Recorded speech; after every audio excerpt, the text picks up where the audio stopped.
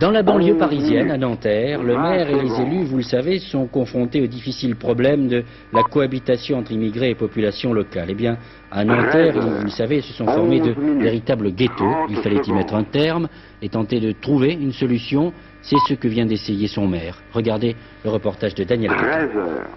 11 minutes. 40 secondes. La cité Gutenberg à Nanterre. Ici vivent dans des conditions à la limite du supportable une centaine de familles à 90% d'origine algérienne. Le maire communiste Yves Somnon estime à 25% le taux de la population immigrée dans sa commune. C'est trop, dit-il, certains quartiers deviennent de véritables ghettos. Plus de 3000 personnes dans 3 cités de transit. Pour lui, la situation s'aggrave chaque année davantage avec l'arrivée de nouvelles familles. C'est pour cela qu'il propose un plan global de résorption.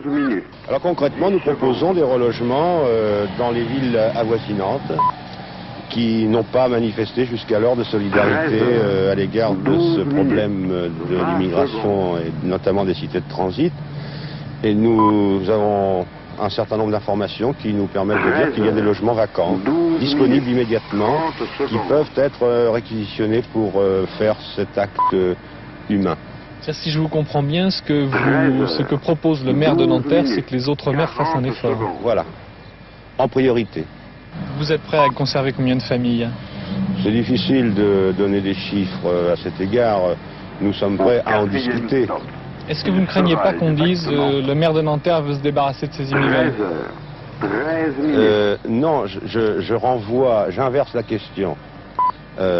Les autres maires actuellement, dans la périphérie nantérienne notamment, se sont refusés d'abord à prendre des familles immigrées, mais en plus se sont déjà débarrassés des familles immigrées. Ils en ont relogé abondamment à Nanterre.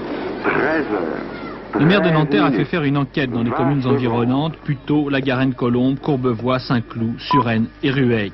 Selon lui, il y aurait plus de 1000 logements locatifs libres et 138 logements, pavillons et appartements à vendre. Reste à savoir si les maires de ces communes accepteraient de loger les familles provenant des cités de transit de Nanterre. 13 minutes.